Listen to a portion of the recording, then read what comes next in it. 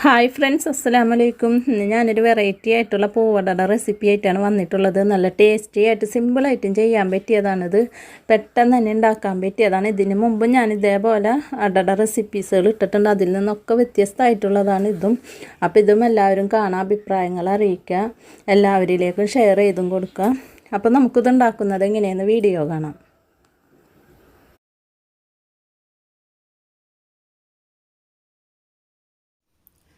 നമുക്കിതിന് വേണ്ടി ആദ്യം തന്നെ പൊടി വാട്ടിയെടുക്കുക. അതിന് വേണ്ടി ഞാനൊരു ഉരുളി വെച്ചിട്ടുണ്ട്. ഞാൻ 1.5 കപ്പ് വെള്ളമാണ് ഒഴിച്ചു കൊടുക്കുന്നത്. ഗോതമ്പ് പൊടിയിലാണ് ഞാൻ ചെയ്യണത്. അപ്പോൾ 250 മില്ലി മെഷറിംഗ് കപ്പിൽ 1.5 കപ്പ് വെള്ളം ഒഴിച്ചു കൊടുക്കുന്നുണ്ട്. 1.5 കപ്പ് പൊടി തന്നെയാണ് ഞാൻ എടുക്കുന്നത്. അപ്പോൾ 1.5 കപ്പ് വെള്ളവും ഒഴിച്ചു കൊടുക്കുന്നുണ്ട്. ഇനി വെള്ളം ഒന്ന് തിളച്ച് വരട്ടെ. വെള്ളം ഇപ്പോൾ നല്ലപോലെ തിളച്ച് വന്നിട്ടുണ്ട്. ഇനി നമുക്കിതിലേക്ക് പാകത്തിനുള്ള ഉപ്പിട്ട് കൊടുക്കാം.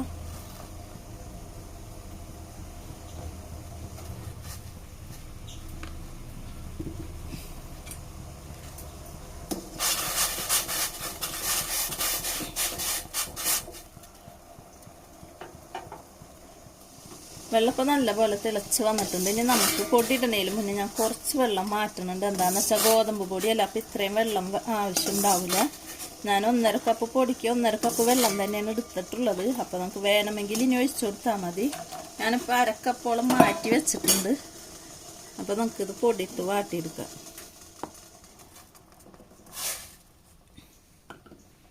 1/2 കപ്പും കൂടി ഒഴിച്ചു കൊടുക്കുന്നുണ്ട്.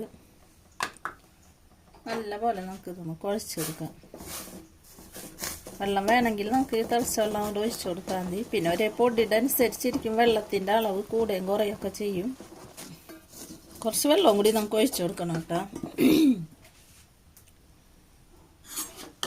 ആദ്യം മാറ്റി വെച്ചാൽ പിന്നെ കുഴപ്പമില്ല. വെള്ളം കൂടിക്കഴിഞ്ഞാൽ പ്രശ്നമാവും. അപ്പോൾ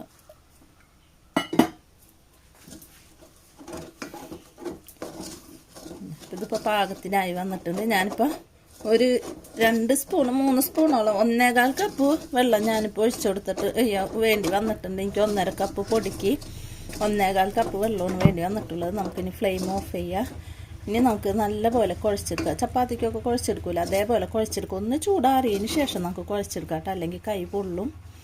അപ്പോൾ വല്ലാണ്ട് ചൂടാറാനും നിൽക്കരുത്. അപ്പോൾ ശരിയാവില്ല. അപ്പോൾ ചൂടോടെ തന്നെ കുഴക്കണം. നമ്മൾക്ക് കൈക്ക് പാകത്തിനുള്ള ചൂടാകുമ്പോൾ കുഴച്ചെടുക്കാം.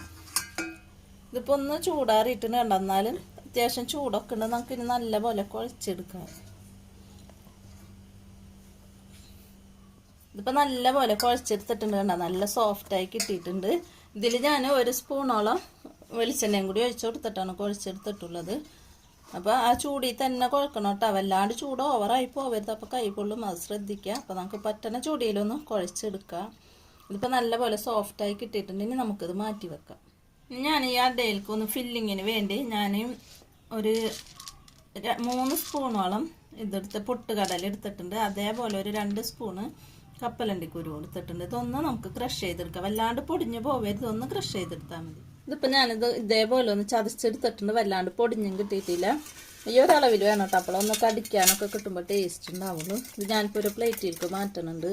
ഇനി ഇതിലേക്ക് ഞാൻ ഒരു ബൗൾ തേങ്ങ ചിരകിയത് ചേർത്ത് കൊടുക്കുന്നുണ്ട്. അതേപോലെ ഒരു വലിയ അച്ചും പകുതി അച്ചും 1.5 അച്ച് ശർക്കരയാണ് ഞാൻ ഇതേപോലെ ചെറുതായിട്ട് പൊടിച്ചെടുത്തതാണ്. അതും ചേർത്ത് കൊടുക്കുന്നുണ്ട്. പിന്നെ ഇതിലേക്ക് ഒരു 3-4 ഏലക്കായ ചതച്ചെടുത്തതാണ്. ഏലക്കപ്പൊടി ഉണ്ടെങ്കിൽ അത് ചേർത്താൽ മതി. ഇനി നല്ലപോലെ നമുക്ക് കുഴച്ചെടുക്കാം. എല്ലാവരും കൂടി ഒന്ന് മിക്സ് ചെയ്തെടുക്കാം. പൊട്ടുകടലയുടെയും കപ്പലണ്ടിക്കുരും ശർക്കരയും തേങ്ങ ഏലക്കൊക്കെ ഒന്ന് സെറ്റായി വരാൻ വേണ്ടി നമുക്കൊന്ന് കുഴച്ചെടുക്കാം.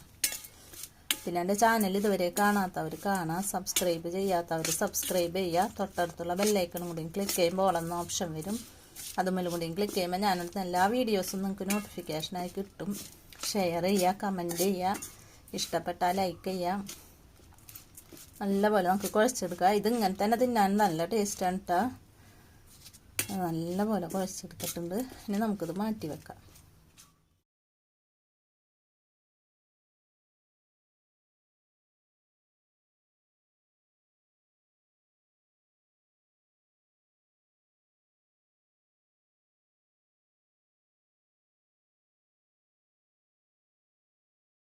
ഇനി നമുക്ക് നേരത്തെ കുഴച്ച് വെച്ചിട്ടുള്ള ഗോതമ്പ് പൊടിയില്ലേ അത് നമുക്ക് നല്ലപോലെ ഉരുളാക്കിയിട്ട് ഒന്ന് പ്രസ്സിൽ വെച്ച് ഒന്ന് പ്രസ് ചെയ്തെടുത്താൽ മതി. വല്ലാണ്ട് പരത്തിയൊന്നും എടുക്കണ്ട കേട്ടോ.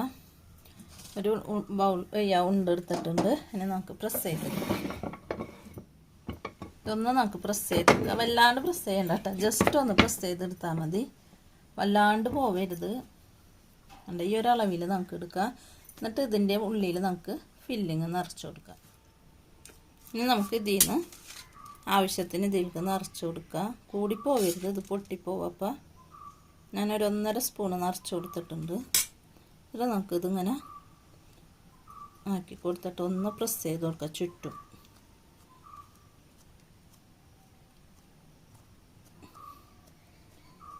ഇതേപോലെ എല്ലാവരും നമുക്ക് റെഡിയാക്കി എടുക്കുക. ഇതുമ്മ ഡിസൈനൊക്കെ വേണമെങ്കിൽ ചെയ്യാട്ടോ.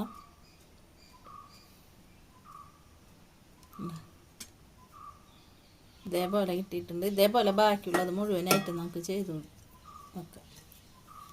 ഒരു പ്ലേറ്റിലേക്ക് മാറ്റിയിട്ടുണ്ട്. ഇതേപോലെ ബാക്കിയുള്ളത് നമുക്ക് ചെയ്തു.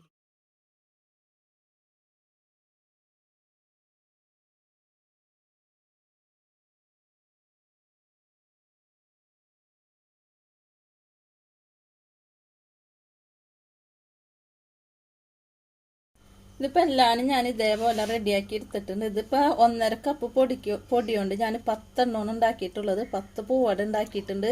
ഇതിൻ്റെ റെസിപ്പി പല മോഡലിൽ ഞാൻ ഇട്ടിട്ടുണ്ട് കേട്ടോ.